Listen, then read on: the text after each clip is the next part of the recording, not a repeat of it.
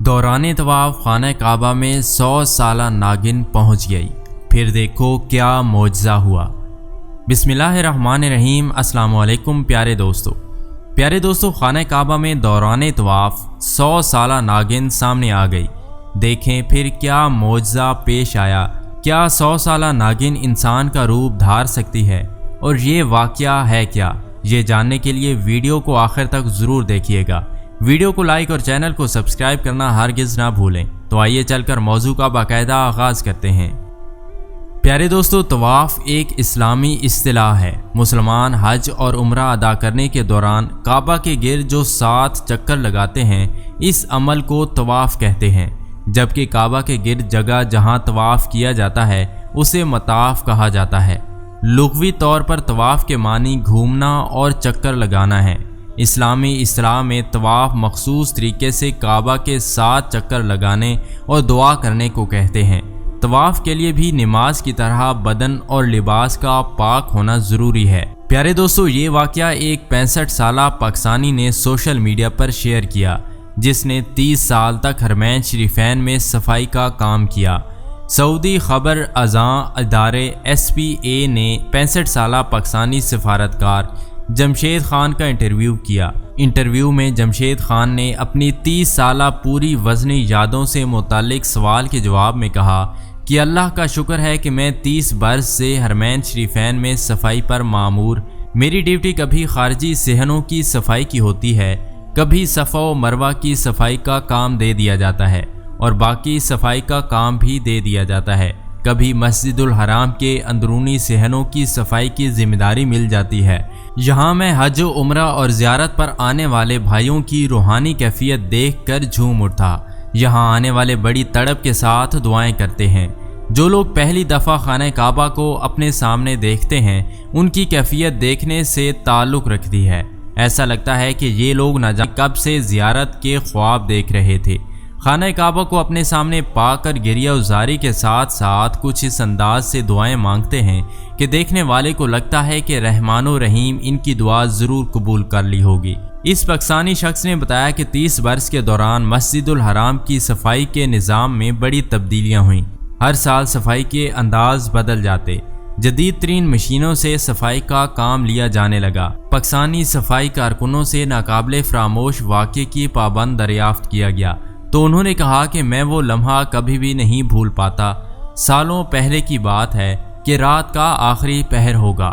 میں نے دیکھا کہ ایک عورت جو کالے برقعے میں ملبوس تھی، ڈرتی ڈرتی کعبہ کے سامنے آئی اور طواف کرنے لگی، مگر ایک ناقابل یقین منظر دیکھنے کو ملا جس نے دیکھنے والوں کی چیخیں نکلوا دیں۔ پیارے دوستو، حرم کعبہ کی صفائی پر مامور پاکستانی شخص بتاتا ہے کہ ہوا کچھ یوں کہ اس عورت نے ابھی طواف کا چکر مکمل کیا ہوگا کہ یکدم اس نے بری طرح سے چیخنا شروع کر دیا اور پھر وہ دھڑام سے نیچے گر کر تڑپنے لگی۔ اس سے پہلے کہ ہم اس کی مدد کو پہنچتے، ہم نے دیکھا کہ وہ عورت یکدم ناگن کے روپ میں تبدیل ہوتی جا رہی تھی اور بری طرح سے چیخ رہی تھی۔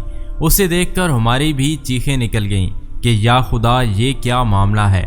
ہم نے اچھاداری ناگن عورت کا روپ دھارنے کی فرضی کہانیاں تو سن رکھی تھیں، مگر کبھی ایسا اپنی آنکھوں سے دیکھیں گے یہ نہیں جانتے تھے۔ ہم فوراً اس کی طرف بھاگے کہ قریب سے دیکھیں کہ آخر یہ معاملہ کیا ہے۔ تو جب ہم قریب پہنچے تو ایک کالے رنگ کی بہت بڑی ناگن زمین پر پڑی تڑپ رہی تھی اور ہمارے دیکھتے ہی دیکھتے وہ ساکت ہو کے، یعنی اسی لمحے وہ مر چکی تھی۔ میرے ساتھ چند صفائی کرنے والے اور خود سیکورٹی اہلکاروں نے فوراً اس کے گرد گھیرا بنا لیا تاکہ باقی زائرین اس بات سے بے خبر رہیں اور کہیں خوف میں مبتلا نہ ہو جائیں۔ خوش قسمتی سے اس وقت رش بہت کم تھا۔ فوراً امام کعبہ کو بلایا گیا، وہ آئے اور انہیں پورا واقعہ بیان کیا گیا تو انہوں نے فوراً حکم دیا کہ کسی بھی طرح یہ خبر دوسروں تک نہیں پہنچنی چاہیے اور اس ناگن کو فوری طور پر یہاں سے باہر لے جا کر کسی بھی ویرانی زمین میں دفنا دیا جائے۔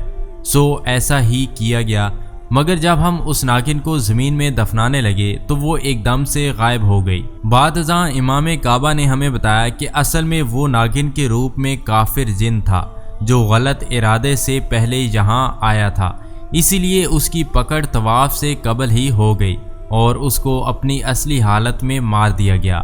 آپ نے یہ بھی سن رکھا ہوگا کہ جنات اکثر سانپ کے روپ میں عام لوگوں کے سامنے آتے ہیں اور وہ انسانی روپ بھی دھار سکتے ہیں۔ یہ جن بھی انسانی روپ میں آیا مگر اپنی اصل روپ میں مار دیا گیا۔ جمشید خان نے انٹرویو کرنے والے کو مزید بتایا کہ بہت سے دیگر انوکھے معجزات بھی اس مقدس مقام پر رونما ہوتے رہتے ہیں، لیکن یہ سب سے عجیب و غریب واقعہ تھا۔ جمشید خان کی بات میں کتنی صداقت ہے یہ تو اللہ ہی بہتر جانتا ہے، مگر جنات کا سانپ کے روپ میں دکھائی دینا اس کی حقیقت احادیث کی روشنی میں بھی ثابت ہے۔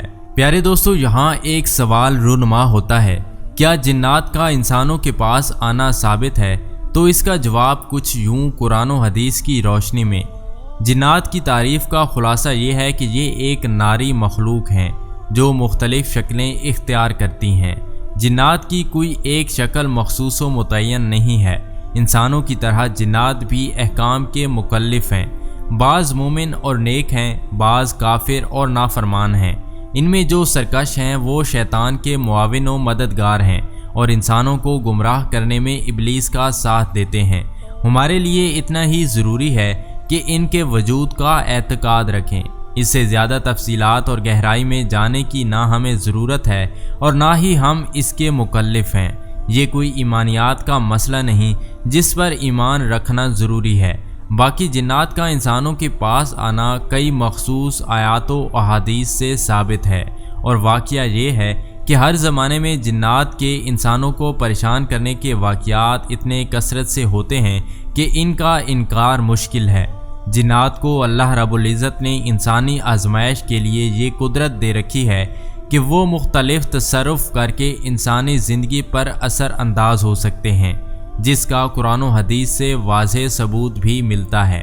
جیسا کہ حضرت ابو سعید رضی اللہ تعالیٰ عنہ فرماتے ہیں کہ حضور اکرم صلی اللہ علیہ وآلہ وسلم نے فرمایا، مدینہ منورہ میں خود جنات مسلمان ہیں، لہٰذا تم اگر گھر میں کوئی سانپ دیکھو تو اسے 3 بار متنبہ کرو، اگر پھر بھی ظاہر ہو تو انہیں مار ڈالو۔ اسی طرح حضرت جابر بن عبداللہ رضی اللہ تعالیٰ عنہ سے مروی ہے کہ ہم لوگ ایک سفر میں رسول اللہ صلی اللہ علیہ وآلہ وسلم کے ساتھ تھے۔